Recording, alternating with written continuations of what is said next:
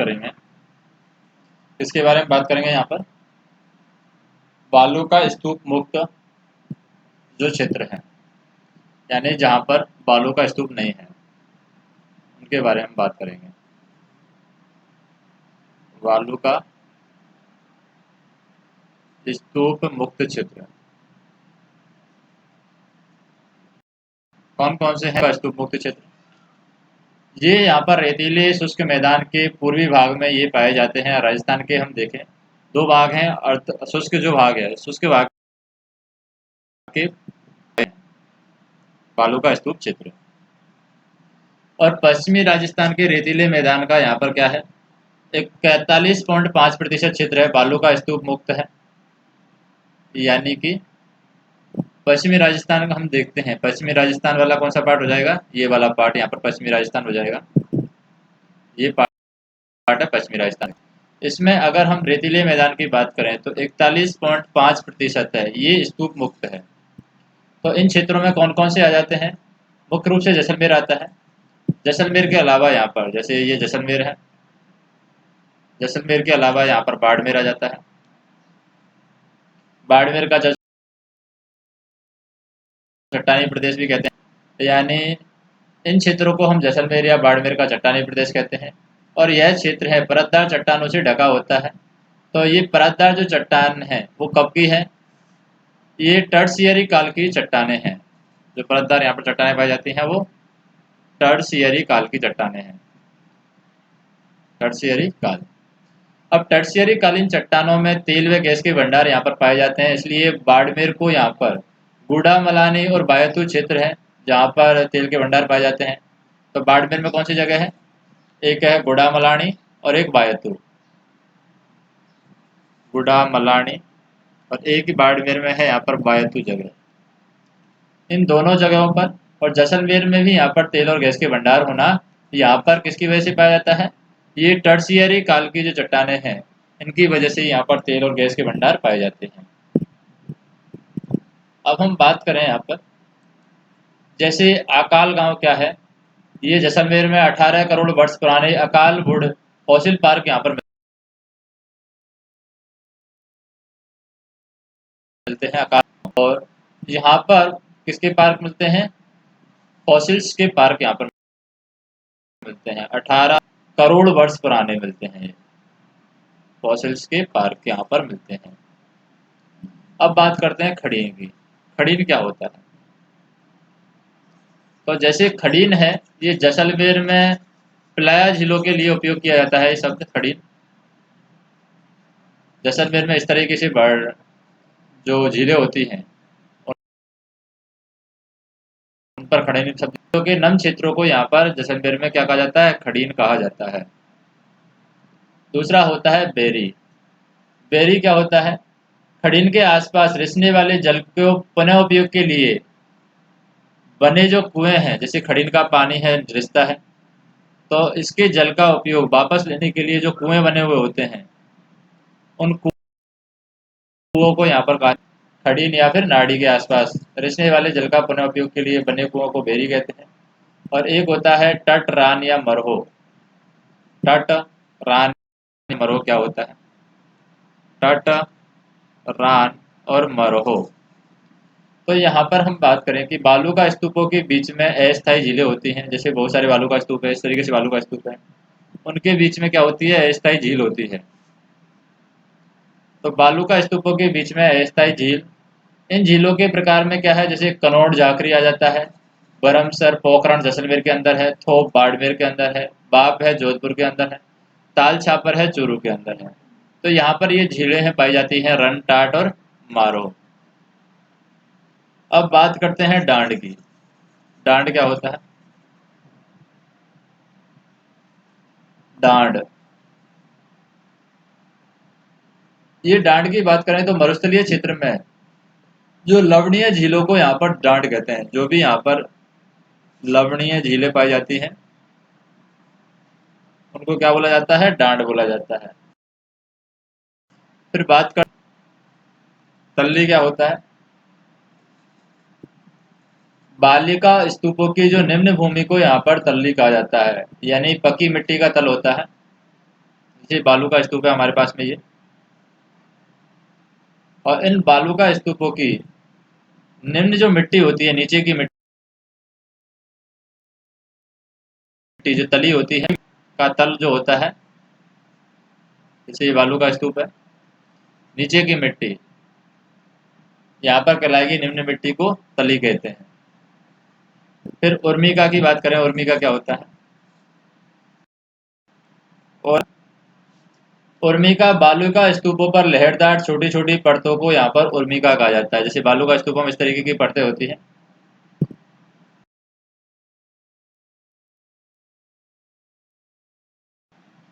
कहा जाता है उर्मिका, लहरदार होती हैं परतें। अब बात करते हैं डोल की। डोल क्या होता है? डोल क्या होता है, किस तरीके से काम आता है डोल?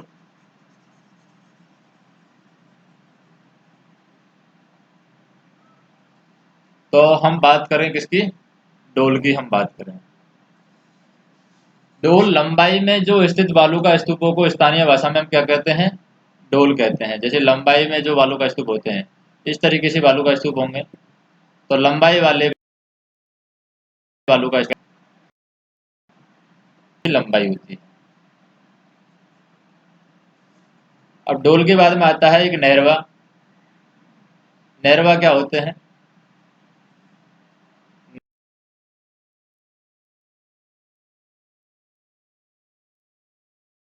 नैरवा, वो कहलाते हैं नैरवा, झाड़ी के पीछे बनने वाले बालू का स्तूप।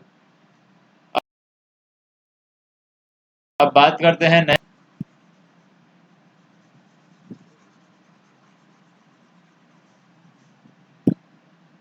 नेक्स्ट क्या है यहाँ पर? वालसन।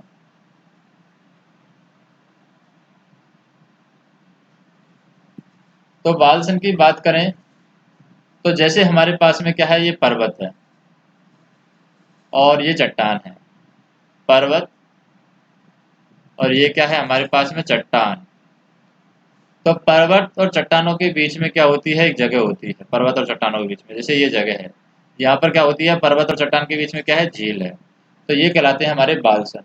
मरुस्थल का वह भाग जो पर्वत और चट्टानों से घिरा हुआ हो और उसके मध्य में जल के इकट्ठे होने से जो झील बनती है, उसको हम कहते हैं बालसन या फिर बेसिन झील कहते हैं। अब बात करते हैं लाठी श्री क्षेत्र क्या होता है? लाठी श्री क्षेत्र,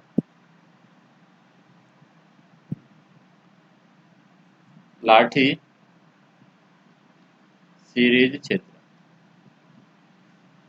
तो पाकिस्तान की सीमा के सहारे अगर हम जैसलमेर में मोहनगढ़ से पोखरण तक जो अवसादी चट्टानों का समूह पाया जाता है, किसमें? जैसलमेर के मोहनगढ़ से, जैसलमेर में मोहनगढ़ है, इस मोहनगढ़ से पोखरण तक जो चट्टानों का समूह है, उसको हम कहते हैं लाठी श्री क्षेत्र। जैसे लाठी श्री क्षेत्र की बात करें, लाठी श्री क्षेत्र में क्या क्या पाया जाता है? यहाँ पर मोहनगढ़ से पोखरण तक ये चलेगा लाठी श्री क्षेत्र, इस तरीके से हम लाठी श्री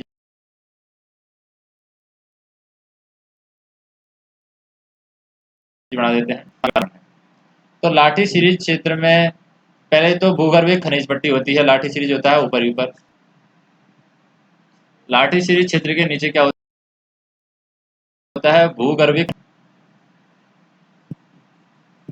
भूगर्भिक खनिज पट्टी होती है, खनिज पट्टी। दूसरा होता है यहाँ पर भूगर्भिक जल पट्टी, भूगर्भिक जल पट्टी होती है। तीसरा यहाँ पर क्या होता है? सेवण घास पट्टी होती है,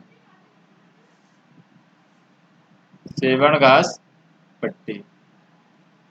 तो यहाँ पर हम बात करें लाठी सीरीज क्षेत्र के अंदर क्या होता है, कौन कौन सी घास उत्पन्न होती है लाठी सीरीज क्षेत्र के अंदर? यहाँ पर धामड़ा,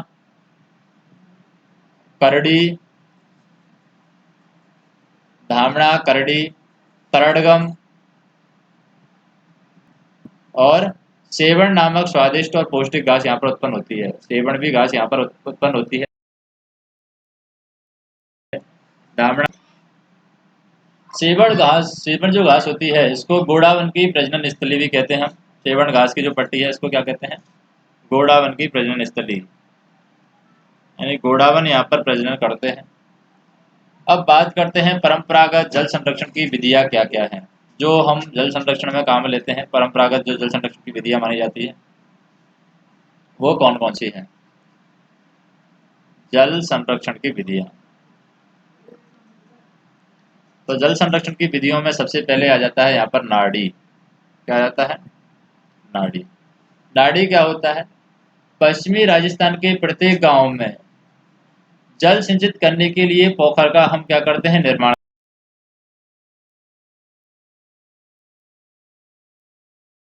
करते हैं। दूसरा होता है टोबा। टोबा क्या होता है? यह नाड़ी के समान किंतु अधिक गहराई का होता है, यानी कि पोखर के समान या नाड़ी होता है लेकिन ज्यादा गहरा होता है। और पश्चिमी राजस्थान में जो पारंपरिक जल स्रोत के रूप में ये प्रचलित है, इसके जल का उपयोग हम किस लिए करते हैं? पेयजल के रूप में कर सकते हैं इस टोबा का जल का प्रयोग, यानी पीने के लिए कर सकते हैं, पशुओं के लिए कर सकते हैं और सीमित सिंचाई के लिए भी कर सकते हैं। पशुओं के लिए इसका उपयोग ले सकते हैं और अगर हमें सीमित सिंचाई करनी है तो उसमें भी हम इसका उपयोग ले सकते हैं, सीमित सिंचाई करनी हो।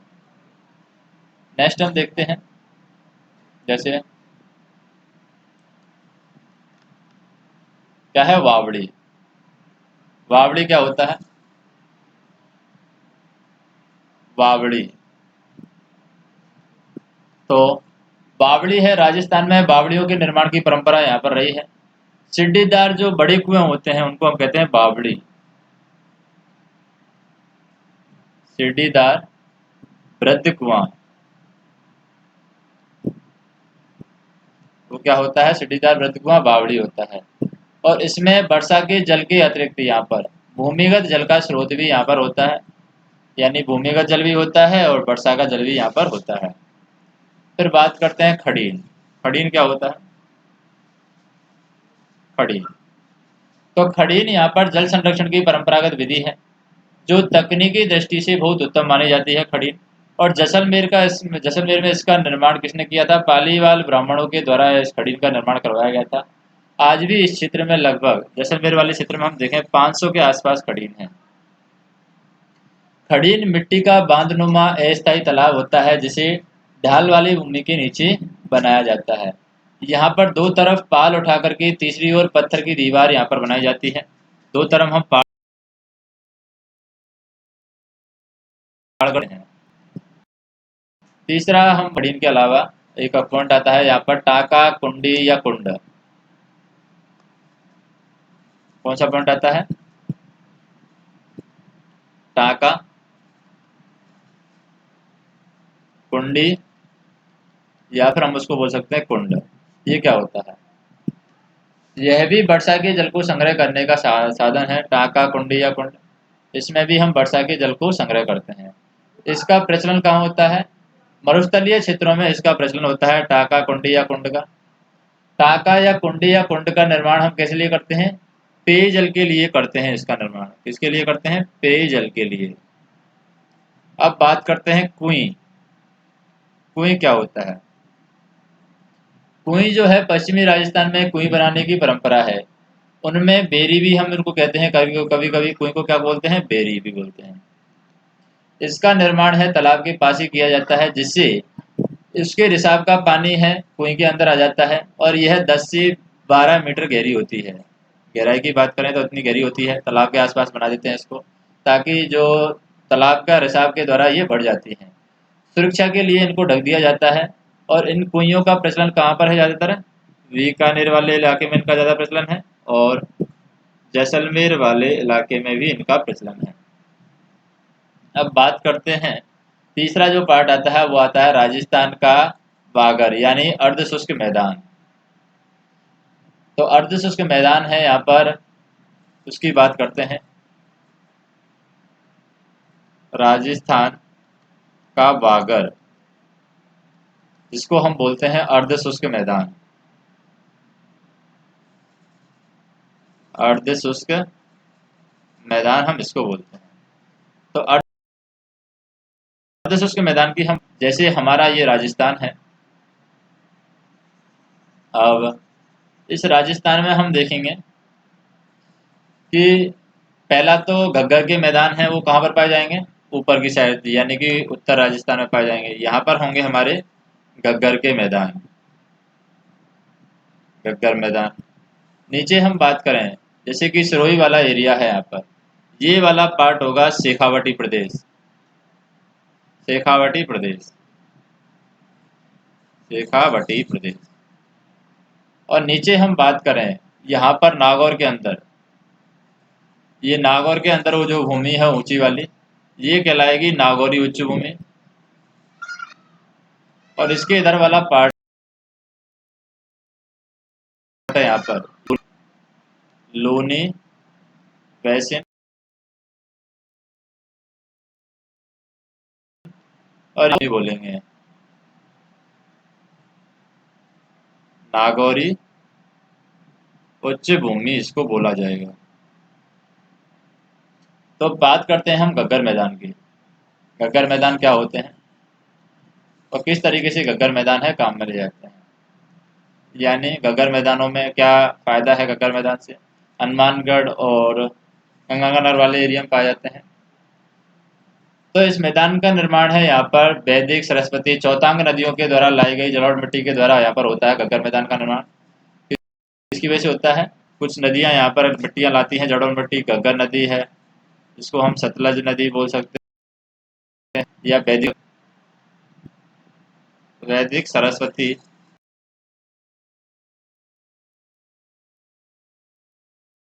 या फिर हम नदी। तो इन नदियों के द्वारा जो जलोढ़ मिट्टी लाई जाती है, उससे घग्गर के मैदान बनते हैं। और घग्गर का मैदान है हनुमानगढ़ और गंगानगर के जिलों में कितना प्रतिशत पाया जाता है? ये 75। तो घग्गर में हम देखें, गंगानगर और हनुमानगढ़ में घग्गर नदी का उपजाऊ क्षेत्र है, वो क्या कहलाता है?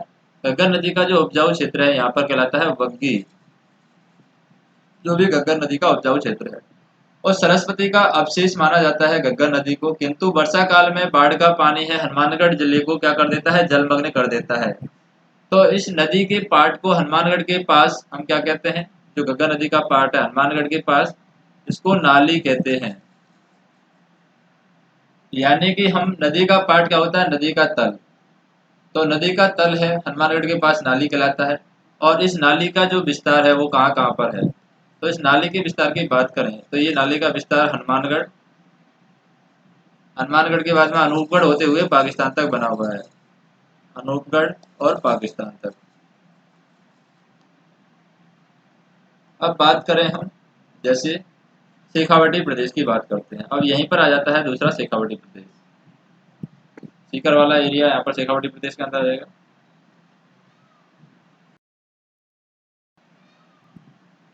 शेखावटी प्रदेश, शेखावटी प्रदेश में क्या होता है? तो शेखावटी प्रदेश में जमीन के नीचे चूने की एक विशाल परत पाई जाती है। किसकी परत पाई जाती है? यहाँ पर चूने की विशाल परत पाई जाती है जमीन के नीचे। अतः जो वर्षा का पानी है ऊपर की सतह पर न बहकर सतह के नीचे चूने की परतों में बहता है। यानी जो पानी है ऊपर जमीन में नहीं बहता है, सतह यानी चूने की जो सतह है, चूनों की परतों पर या परतों में बहने लगता है। अतः इस क्षेत्र को हम क्या कहते हैं? आंतरिक जल प्रवाही क्षेत्र भी हम कहते हैं, क्योंकि चूना रहेगा जमीन के अंदर तो चूने पर पानी जाकर बहने लगेगा, तो ये आंतरिक प्रवाही क्षेत्र कहलाता है। यानी कि हम कहते हैं इस क्षेत्र को, क्या बोलते हैं इस क्षेत्र को? आंतरिक जल प्रवाही क्षेत्र।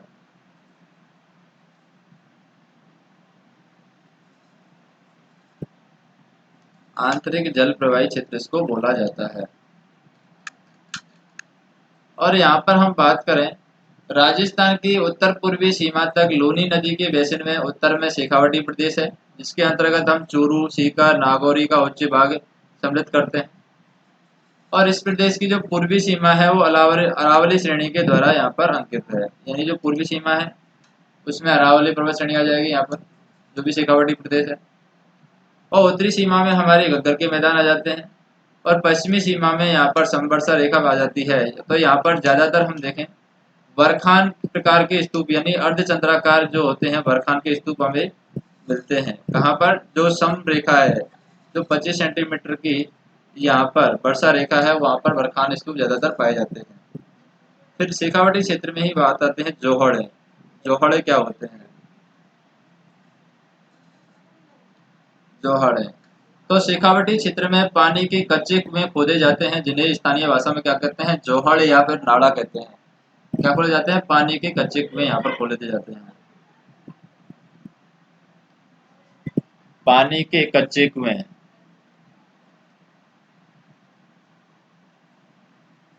कुएं यहाँ पर खोले जाएंगे, इनको क्या कहा जाएगा? जोहड़ कहा जाएगा। जोहड़ या नाड़ा कहते हैं। दूसरा हम देखें ढूंढान क्षेत्र। इनको यहाँ पर कुओं को बेरा कहते हैं। ढूंढान क्षेत्र को स्थानीय भाषा में क्या कहते हैं? बे बेरा। तो ये आ जाएगा हमारा डूडाड़। डूडाड़ क्या है? इनको हम स्थानीय भाषा में क्या कहते हैं? कुओं का बेरा कहते हैं। बेरा। फिर एक और वर्ड आता है चोभी। जोहड़ा का सबसे गहरा भाग, तो यहाँ पर होगा चोभी, जो जोहड़ का सबसे गहरा भाग है। एक होता है बीड़। बीड़ क्या होता है?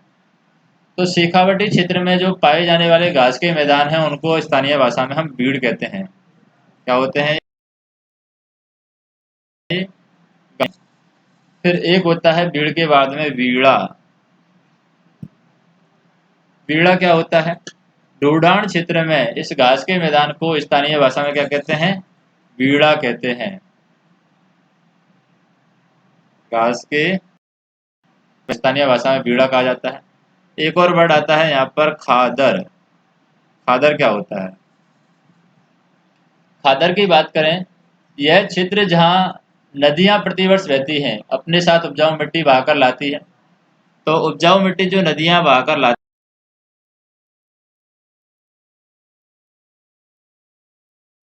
हैं, बागर क्या होता है? यह क्षेत्र जहाँ नदियां प्राचीन काल से बहती हों और वर्तमान में कोई नदी बहती नहीं हो, अतः पुरानी उपजाऊ मिट्टी धीरे धीरे अनुपजाऊ बन जाती है।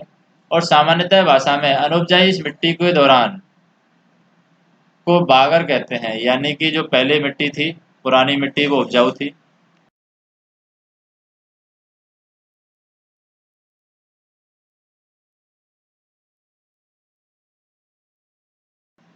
यहाँ पर वागर कहते हैं।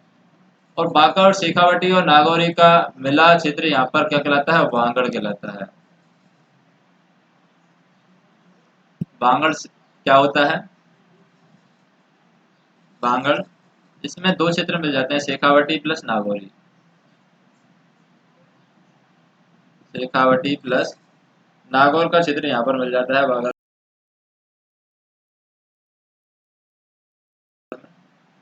अब बात करते हैं सर या सरोवर क्या होता है।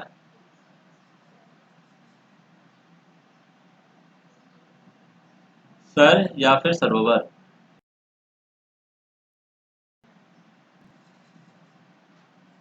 सर और सरोवर की बात करते हैं तो बागर प्रदेश में सर्वाधिक बालू का स्तूप यहाँ पर पाए जाते हैं, और जिनके मध्य वर्षा का जल इकट्ठा हो जाता है। जो भी यहाँ पर बागर प्रदेश में क्या पाए जाते हैं? बालू का स्तूप पाए जाते हैं। तो बालू का स्तूपों के बीच में यहाँ पर जल वर्षा काल में क्या हो जाता है? इकट्ठा हो जाता है, और जिससे यहाँ पर सर सरोवर कहेंगे। जैसे शालीसर, मानसर और जस्सासर आदि इसके उदाहरण हैं। क्या है? शालीसर इसका उदाहरण है,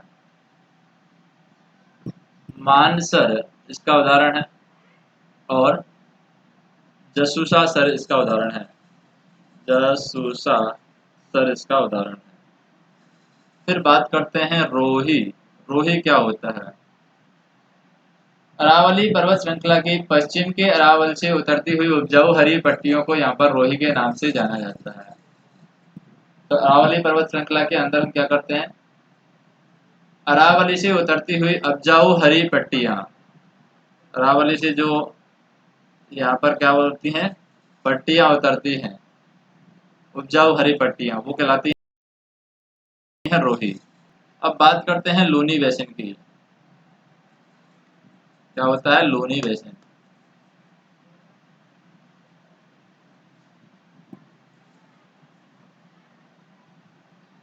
लूनी क्या होता है? छप्पन की पहाड़ी इसी के अंतर्गत आती है। जो लूनी बेसिन है इसी के अंदर क्या आती है? छप्पन की पहाड़ी। यहीं पर इसी क्षेत्र में पाई जाती है छप्पन की पहाड़ी। और नागौरी उच्च भूमि होती है जो लूनी बेसिन के उत्तर में समुद्र तल से 300 से 500 मीटर ऊंची वाली नागौरी भूमि स्थित है। तो नागौरी उच्च भूमि की भी बात करते हैं। उच्च भूमि ये कहाँ पर है? जो लूनी बेसिन है उसके उत्तर में पाई जाती है।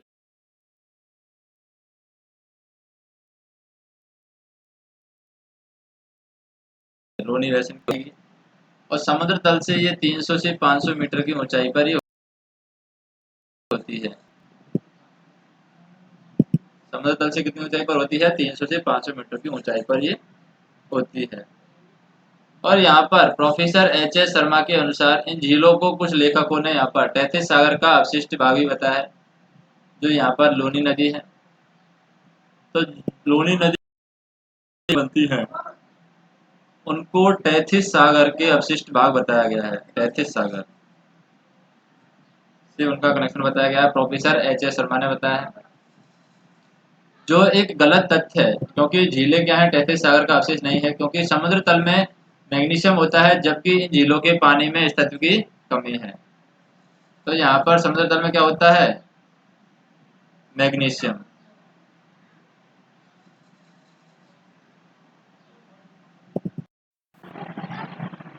तो यहाँ पर हम देखें कि समुद्री जल में क्या होता है? मैग्नीशियम होता है। इन झीलों के पानी में क्या है? मैग्नीशियम की कमी है। तो इसमें नमक उत्पत्ति का स्रोत है गहराई से जाने वाली जो महाकौशिक नमकीन चट्टानें हैं, उनकी वजह से इनमें नमक उत्पादन होता है। कौन सी चट्टानें हैं यहाँ पर?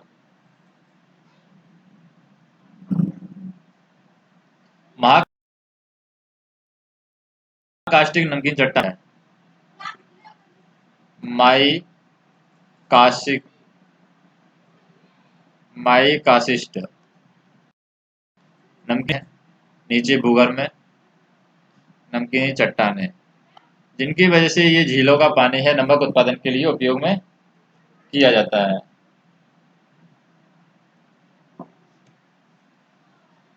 इसमें नमक उत्पत्ति का स्रोत हमें पता चलता है, जिससे यहाँ पर केलार्षण पद्धति से यहाँ पर नमक सतह पर आ जाता है। कौन सी पद्धति से नमक आ जाता है यहाँ पर सतह पर? केलार्षण पद्धति से नमक आ जाता है ऊपर। केशाकर्षण पद्धति है, जिससे ये माइकाशिष्ट नमकीनी चट्टान है वहां से नमक ऊपर आ जाता है, जिससे झीलों में आ जाता है नमक की मात्रा। तो यहाँ पर हम बात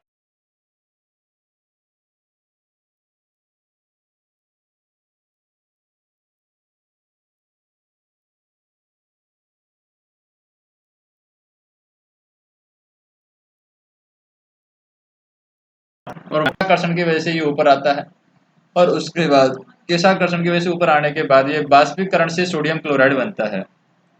तो बाष्पीकरण होता है इसका, और बाष्पीकरण के बाद में इसका क्या बनता है? सोडियम क्लोराइड बनता है ये, यानी NaCl बनेगा, सोडियम क्लोराइड। तो नागौरी उच्च भूमि है, मुख्यतः कहाँ पर पाई जाती है? जैसे नागौर से पुष्कर अजमेर के मध्य में फैली हुई है। पुष्कर अजमेर में फैली हुई है। नागौर में कहाँ से? मेड़ता से। ये पुष्कर अजमेर तक फैली हुई है। और यहाँ के जल में फ्लोराइड की समस्या सर्वाधिक पाई जाती है, यानी कि यहाँ का जो जल है आ जाता है, जो नागौरी उच्च भूमि का जल है इसमें फ्लोराइड की मात्रा पाई जाती है, और फ्लोराइड की मात्रा इसमें ज़्यादा पाई जाती है। और इसी समस्या के कारण यहाँ पर हड्डियों में टेढ़ापन, कुबड़ या दांतों के रोग यहाँ पर हो जाते हैं। फ्लोराइड की मात्रा ज़्यादा होती है इसकी वजह से। तो मेड़ता नागौर से पुष्कर की मध्य फैली हुई पट्टी को हम क्या कहते हैं? कुबड़ पट्टी कहते हैं, क्योंकि फ्लोराइड की मात्रा ज़्यादा पाई जाती है, जिससे लोग हैं कुबड़ टाइप में हो जाते हैं, उनकी हड्डियों में टेढ़ापन आ जाता है। इसको कुबड़ पट्टी, हम इस पट्टी भी बोल सकते हैं, फ्लोरोसिस पट्टी भी इसको यहाँ पर बोला जा सकता है। और यहाँ पर राजस्थान में सर्वाधिक फ्लोराइड की समस्या कौन से जिले में है? तहसील है मकराना, और मकराना तहसील में भी यहाँ पर गांव है आसर। इस गांव में सबसे ज्यादा फ्लोराइड की समस्या है। तो नागौरी उच्च भूमि की बात करें हम, यहाँ पर नागौरी उच्च भूमि है, मेड़ता नागौर के अंदर इसको बात करते हैं। नागौर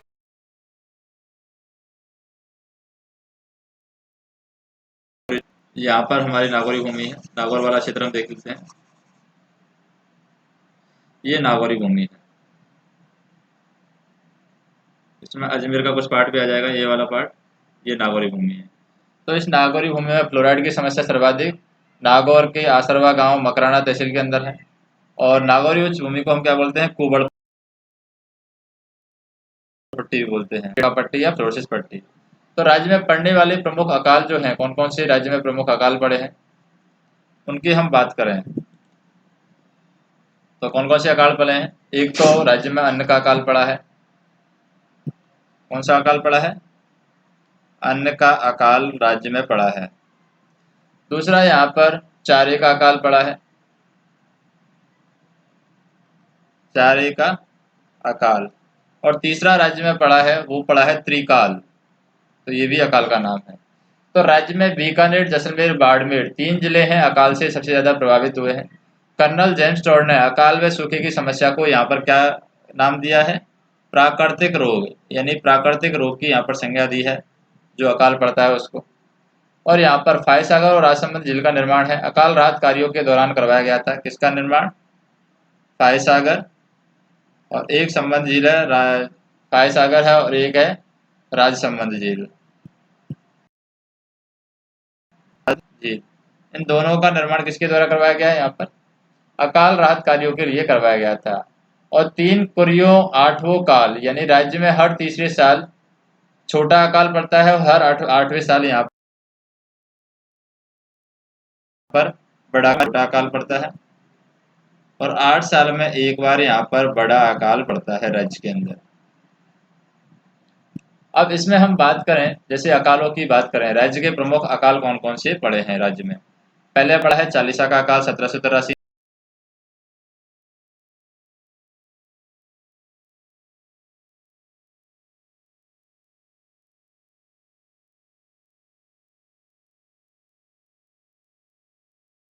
का है 1842-43 में पड़ा है। सहसा मूदसा, सहसा मूदसा अकाल है 1842 और 43 में पड़ा है। एक त्रिकाल जो पड़ा है, त्रिकाल पड़ा है यहाँ पर 1868 से 69 में पड़ा है। एक छप्पनिया का अकाल पड़ा है, छप्पनिया का अकाल, छप्पनिया का अकाल कब पड़ा है? विक्रम संवत 1899 से 1956 के बीच में यहाँ पर पड़ा है। 1899 हम बोल सकते हैं, या फिर विक्रम संवत 1956 बोल सकते हैं। और एक और अकाल पड़ा है जिसको मैक्रोडॉट भी कहते हैं, 100 वर्षों का सबसे भीषण अकाल है, इसको बोलते हैं वृद्ध अकाल, या फिर बोलते हैं मैक्रोडॉट, मैक्रोडॉट। और मैक्रोडॉट है 2002 और 3, 2002 और 3 में 100 वर्षों का अकाल है। सब 100 वर्षों का क्या है? भीषण अकाल है अब तक का। इसके बाद में हम नेक्स्ट वीडियो के अंदर देखेंगे, मध्य अरावली प्रदेश के बारे में हम नेक्स्ट वीडियो में बात करेंगे।